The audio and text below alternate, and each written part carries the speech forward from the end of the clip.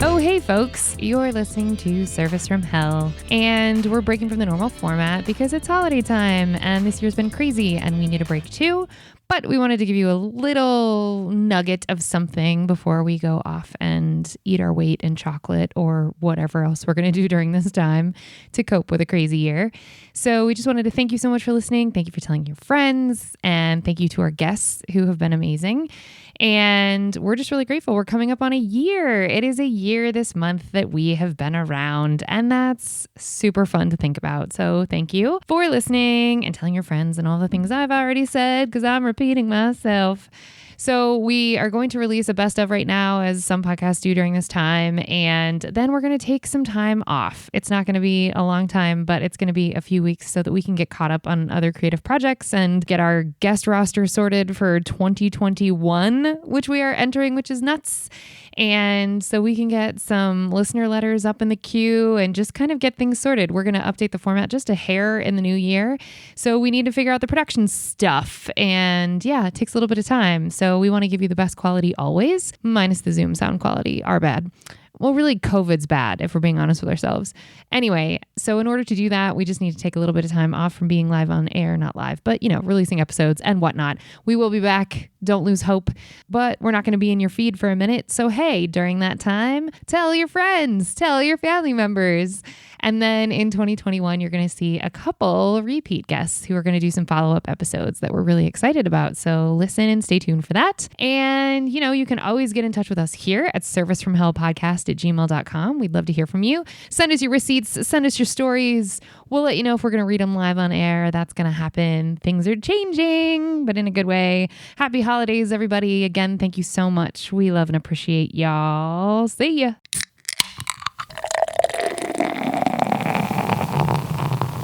I always think of stand-up as the art of learning to fail gracefully.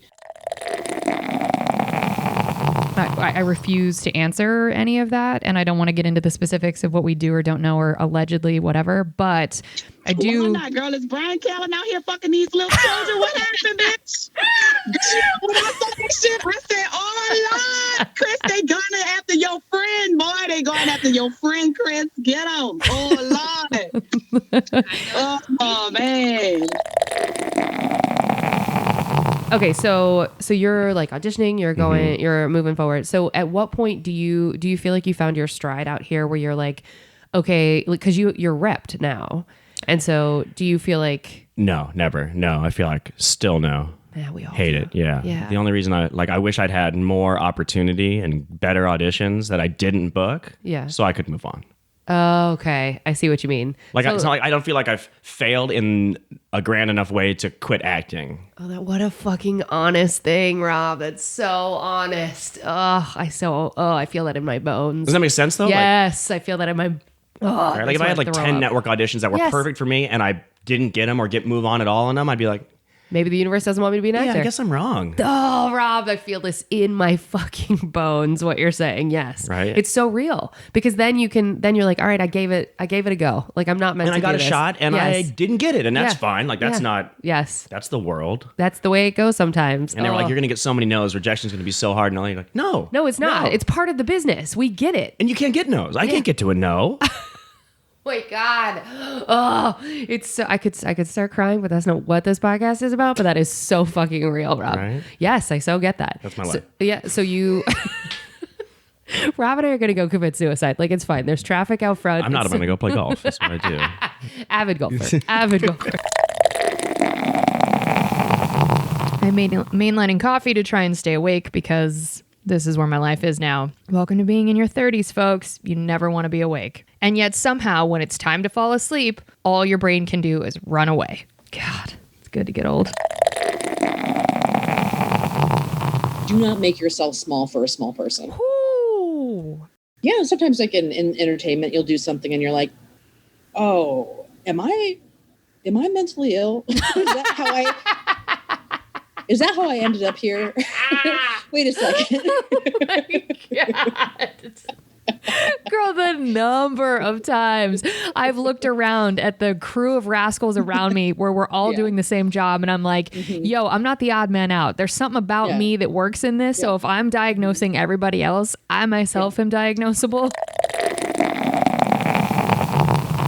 But sometimes I would work during the week too. I would work I would do morning news, and sometimes the noon news, but I know. This makes me so mad. This makes me so mad because you're an artist. Terrible.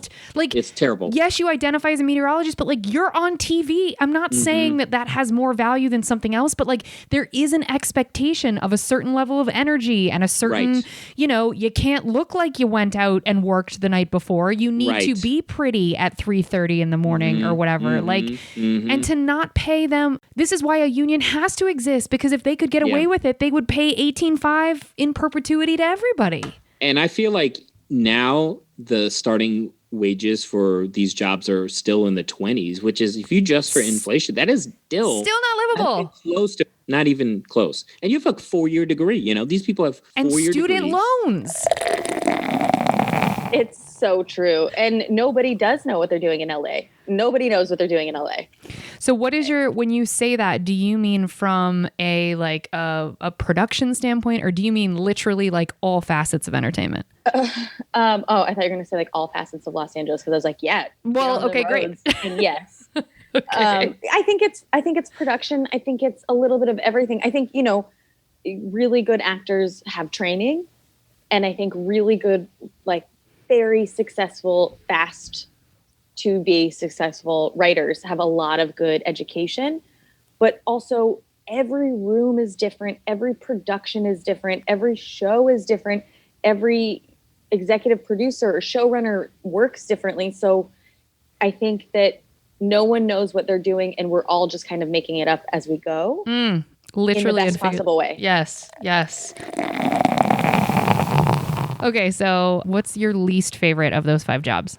I had a job for a week. It was at a raceway in the Midwest, a stock car, Yeah. It was in Knoxville, Iowa, and I carried around me a bunch of sodas that I had to trek up and down the steps at this raceway in the fan stands. And you kept walking, you kept doing hikes, and kept going up steps until you sold out of whatever you were selling. And you got paid cash at the end of the night, but it was hell. And you were getting hit by chunks of dirt, and your hearing was it was so loud.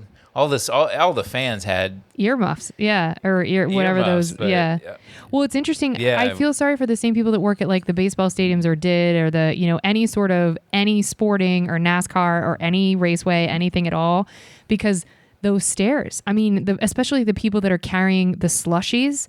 I'm like, it's not just the slushie that weighs something. It's all the ice that is currently melting all over their body, becoming water that is so fucking heavy. That's got to feel great. Oh, well, it probably does feel good. But then I would just start chucking it on my body. I wouldn't have lasted. You lasted a week? I don't think I would have lasted a week. Well, it was only a week of the year. So it wasn't like I quit the job. It just kind of ran up.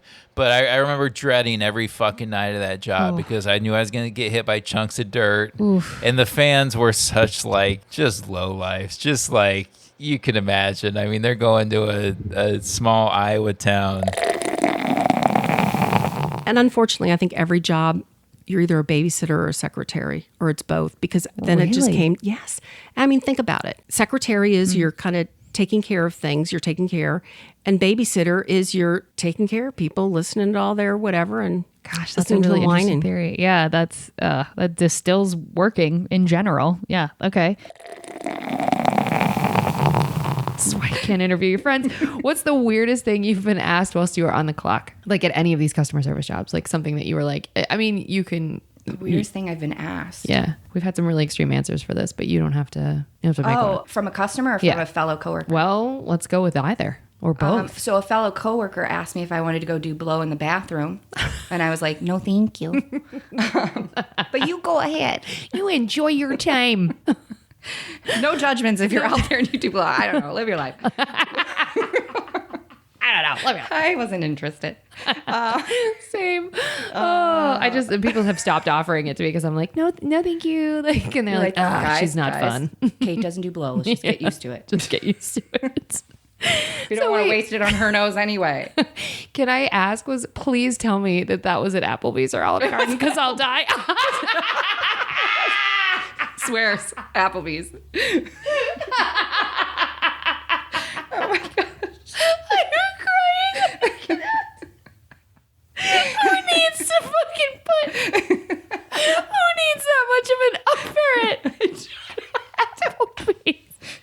intense and happy. Running those apps. I cannot. You get tired. Lots of people want more than one order of nachos. I'm crying. I cannot. Oh, I'm dead. Oh, that is so funny. Are you still living in the studio on Hollywood Boulevard that whole time? Or what got you out of that? She's pausing and making a face and going, really? Do you want to know it, Kate? I do. I can't, like, I'm holding it because I'm like, I know you know this story and you've forgotten it. And I love that I get to retell you. So I signed the lease on my apartment September. Your apartment being the Hollywood Boulevard September studio 2nd. Apartment that was ruined, right? That's the apartment we're talking about? Okay, go ahead. Mm-hmm. September I signed 2nd. The lease September 2nd when I get to LA. Okay. I move in October 1st. The third week of January, the following year, so 4 months later. Yeah. I had been at the apartment by myself for the night, and because my roommate was staying at her boyfriend's. And again, I sleep through everything. So I wake up for work. I'm getting ready for work. And I come out of my front door. I'm on the first floor. We had windows that didn't lock. They were easily opened from the outside that we had told the landlord again and again and again about. And I, being 19 and not knowing any better, none of this was in writing. It was just a verbal, like popping into the office, like, hey, my windows don't lock. Thanks so much. Still don't lock. Thanks so much. If you could get on that, thank you so much. Never in the whole time I lived there. So I have no record of this. So our apartment was set up like Melrose Place. If you've seen that, it's 2 stories. There's a pool in the middle. I don't remember if Melrose Place is 2 stories. Who gives a fuck? There's a pool in the middle. Show was All garbage. the units are around the pool facing one another. I come out. There's police tape everywhere. There's a detective dusting for fingerprints. Forgot about this story. Oh my God, I forgot about this. And I'm like, I go up to the detective. So now I'm like, what the fuck is this? So I go over and I'm like, hey, what's going on here? And they're like, oh, don't worry about it. We got him. I'm sorry, what? We got him. What does that mean? What does that mean? We got him. No, I'm coming over to you with no information. So we got him isn't where you start, actually. And I'm like, got him? Got who? And they're like, well, the Van Nuys rapist. He was living here. Wow. So then now I'm like, this is crazy, but I need to get to work. I'm late for my multi-level marketing scam job. We'll get there. I can't wait to talk about it. You have no idea. We'll get there. I'm late for my pyramid scheme, sir. Gotta go. I go to the parking garage, and it was like one of those parking garages where like the cars, the building's kind of on a hill a little bit. It's at Hollywood and Formosa, if anybody's interested in the southeast corner. I'm sure there's something for rent. Yeah, it's one of those buildings where it's kind of on an incline. So the cars are parked under what the first floor is, you know, like a little carport situation. I go to get in my car. There's police tape across it. And I'm like, I have to go to work, like yelling at these cops. I'm like, you guys have to get out of my way. Cause I'm like, I got to sell some shit out my trunk. Well, and at this point I'm also like, I'm so desperately poor that I'm like, that feeling is so specific. The front of my brain is not even like, there was a murder. The front of my brain is like, I have to clock in now. I can't lose $1. Like I'm freaking out. So know that feeling. Oh, it's the worst. It's the worst. So it's not actually the fun lean times that people talk about. That's the desperate. Like I don't look back on those times fondly. I look back on those times and get sick. No. Go ahead. Sorry. No, it was a nightmare. So I'm needing to get in my car, and they're like, oh, you can't touch anything because we have to dust for fingerprints first. It's part of the evidence. And I'm like, then get your fucking fingerprints so I can go. I literally said to the cop, I go, fine, then somebody's got to give me a ride to work. I have to get to work. And they're like, okay, hold on. So they like, good for you, Lisa. I don't know that I'd have the chutzpah to do that. Good for you. It wasn't even, I don't even think it was chutzpah. It was desperation. It was just like, I was so broke. I was like, in my mind, I was like just clocking every dollar I was missing. I was like, no. So what had happened was there was a guy who was a grip on movies, and he was going through divorce with his wife. By the way, he had 2 young daughters. He was going through divorce with his wife, said to a coworker and the coworker lived in my building, said to a coworker, can I crash with you for a few nights? My wife and I are splitting up. The guy's like, fine. So the grip gets into this guy's house, starts doing like, I think it was meth. And the guy's like, you have to go. You can't stay. And the guy threatens to kill him, like pulled out a gun or a knife or something. And he's like, I'm fucking staying here. You're not kicking me out. And he's like, allegedly he told him, he's like, because there was an old lady living in the next unit. And he's like, I know how these units are set up and I know where the gas lines are and I'll blow up this whole building if you call the police, if you do anything. And he's like, I'll knock this wall out and I'll murder that old lady, like crazy shit, right? Oh my God. He had been picking up hookers in Van Nuys and then tying them up, torturing them. And by then, obviously, they're like, get me out of here. I'm not having sex with you. And then he was raping them and violently murdering them, like brutally murdering them.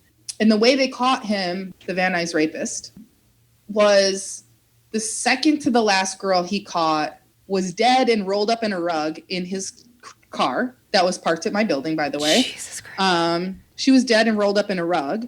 And then the final victim was naked and tied up. And he left her to go get more drugs. And she managed to escape. Ooh. Oh, and he had also had the last one help him move the second to last one's body. Oh my God. Yeah. So this was all at your building. So does a cop actually all at my drive you building. to your MLM scheme job? No, they ended up like finishing dusting my car, whatever. I go to work.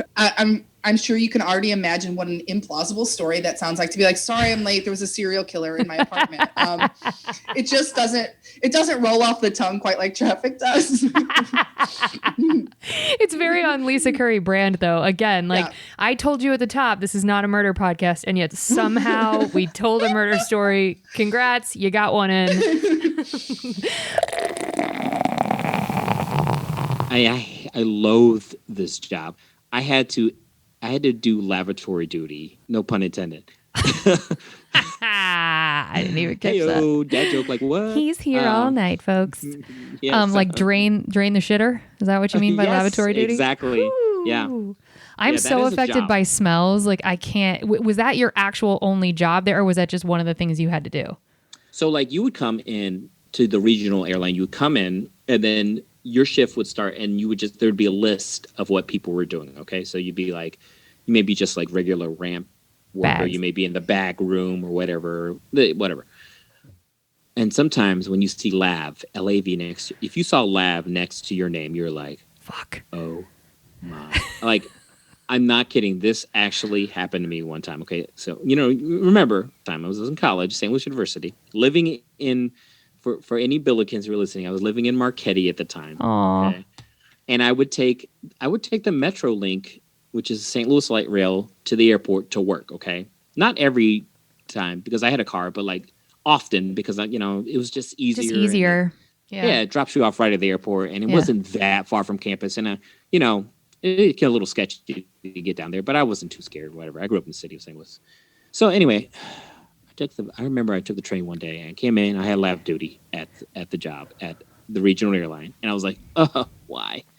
And I'm not even kidding. Like my second plane of emptying the labs, I pulled out the hose after having emptied the lab and a whole bunch of gunk spilled on me. No. Yes. No. Yes. Oh, Human I would. waste No. all up on this body. No. It was Chester. And Chester, for the listeners horrifying. who don't know him yet, he's one of the cleanest humans, male or female, that I know. And that is, oh, you poor It's a thing. nightmare. Oh, nightmare. I mean, A bunch of random people's poop and pee and blue liquid on me. And I just went to the guy, I don't remember the guy's name, the manager who was on duty, and he took one look at me and he was just like, go home. Just go home. Go home. So I had to bring this funk with me. Tell me you under the light rail. Yes, it was a Metro night. Back. Oh my God. Yes. Chester. Wait, what happened? What was it like not attached appropriately? Was it not empty? What happened? Yeah, I think I honestly don't remember the specifics, but I will say this, and like I said, Trans-States Airlines has shut down, so May they rest. do not have the nicest airplanes, so they're kind of rickety, and I don't know about. I mean, they might have been secondhand airplanes. I don't know where they got these planes from. And I already asked you. Well, actually, I didn't ask you this. Have you ever been stiffed?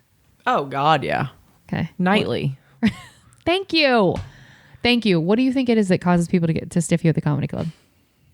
They think that, it's like they think that they're in a restaurant and they're going to get the kind of service they would get if you were waiting on a 5-table section. And you're waiting on at least 40 people, if not 70 people. Sometimes 100. Sometimes 100. So it's like, and I try in the very beginning to be really clear that I was like, first round takes a long time. After that, I promise I'll be around all night. Just be patient with me. If I'm super busy. If not, I don't have to make that spiel. But if I know it's going to be crazy. But, people are going to be how they're going to be. And I think a lot of people make choices before they even leave their house that they're going to be unhappy with something. Correct. So, you can't make those people any different. And, you can stereotype different kinds of races all you want. But honestly, like nowadays, I feel like those stereotypes are less true than they ever have been. I agree. And the people that I expect the least from usually give you the more. most. Mm-hmm. I agree. And you can't say like any blanket statements about a certain race of people. No, other than the Armenians tip 800%. But other than that, which is a good thing. Yeah. But yeah, no, not anymore. Like, I mean, I definitely still go into some things with like old school mentality about like, oh, here we go. But honestly, I've been more often than not surprised in a good way. That's good by them lately. Okay. So it was a hot mess, but we were shooting on a street one day and we had it locked off, meaning like coned off, and we had security because we were shooting in a house. And so like neighborhood people could walk through, no big problem. And I was sitting on the back of one of the equipment trucks with the tailgate lowered, talking to some people. And this guy comes walking down the street looking like real fucked up. I'm like, oh, is he okay? What's up? And he ended up throwing up blood 3 feet in front of me. Oh my God. Yeah, it was, and the problem had been before this, the Teamsters had been complaining, we don't have enough security. We need more security. And here comes this guy who threw up blood on tailgate.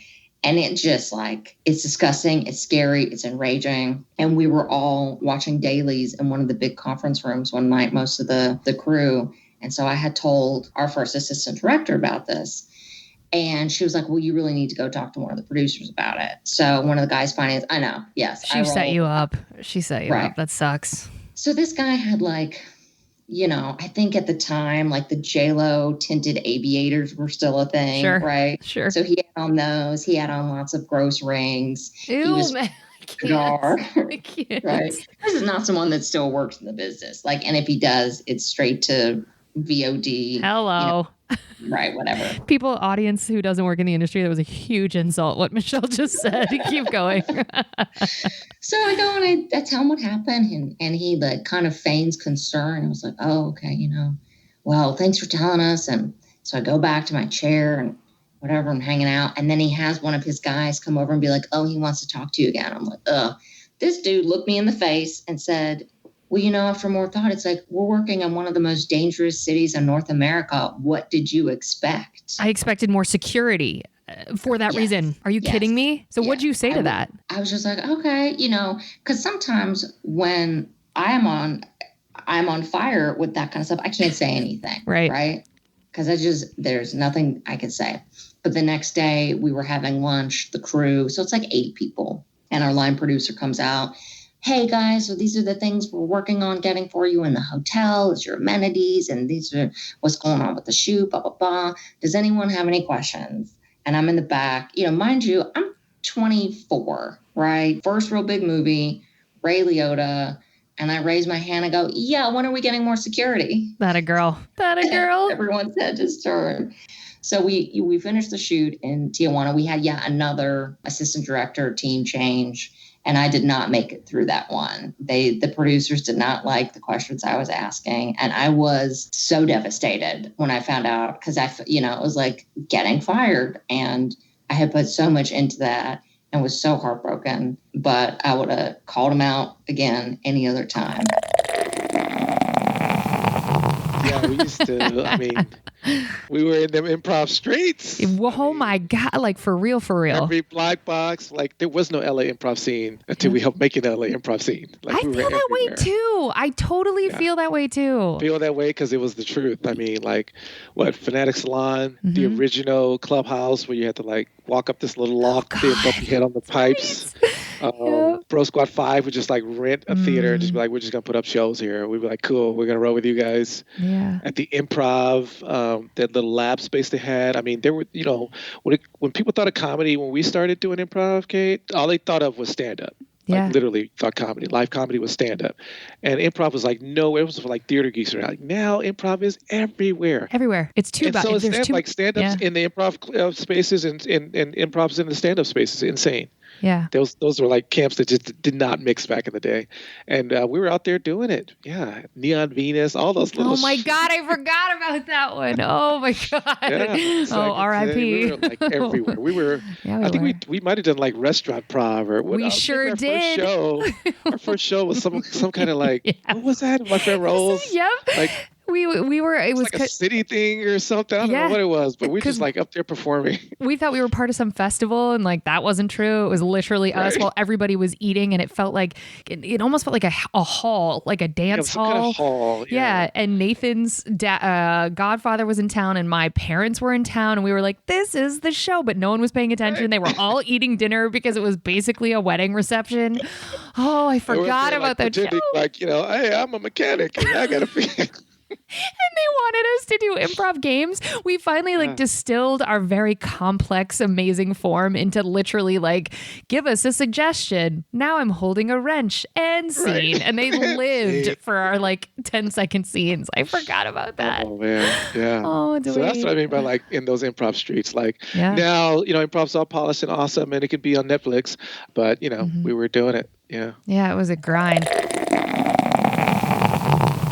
Not the same time, but different times of the year. And I got hired just to walk around. Nice. Yeah, it was super easy, but it was also funny because you look like a guest. So they would dress you in an outfit and then they would, you know, do your hair and makeup and everything. And then they would just have you walk and just kind of be there. So they were just like, we just want like a pretty person just walking around. Caitlin won't say it, but she's gorgeous. So they just want like some hot chick like roaming around the property to be like, isn't this a fun event? I'm hot. I'm here. Is that what it was? Yeah. She's not. She won't say yes. Yeah, that's what it was. All right, you were hot. I would just take pictures of people. Like I would, because everyone was starting to only be there for Instagram, and so they had like all these really famous Instagram people who would come and wear these designer outfits and take photos for their Instagram and that sort of thing. So more often than not, I was taking Instagram pictures of people, and they'd hand you your phone or their phone, and they'd be like, "Hey, we're also hot. Take a hot photo of us being hot." Yeah. Okay, great. What's the weirdest customer service job you've ever had? I would assume being a doctor. Yeah, it's pretty weird. Yeah. Okay. You know, the thing is, it's not just the patient care. You got the business aspect to it, and you got interpersonal you got to manage an office, and you know there's all these there's continuing education. There's the lobbying at the state and national level for yourself. I mean, it's just like an infinite number of things you got to do all the time. It just that was also not in the brochure. It would be nice if they would have had all that out there in the orientation. You would have been like, "Oh no, just straight up." You know, yeah, they would have really maybe I would have stayed in contract work. Hey, and in 2021, just throwing this on the end of this episode, if you know of anybody that has worked in customer service, because some of our guests have come as suggestions through other people, and that's always very interesting for me, the host, because I get to ask a bunch of questions to someone that I don't know at all. So it is fascinating, and industries are not limited to restaurants or medicine. We want to branch out. So come talk to us, whatever you do. If you interact with customers, you've done it. You're doing it. So let us know. You can get in touch with us again at servicefromhellpodcast@gmail.com. Happy 2021, everybody. Wear a mask.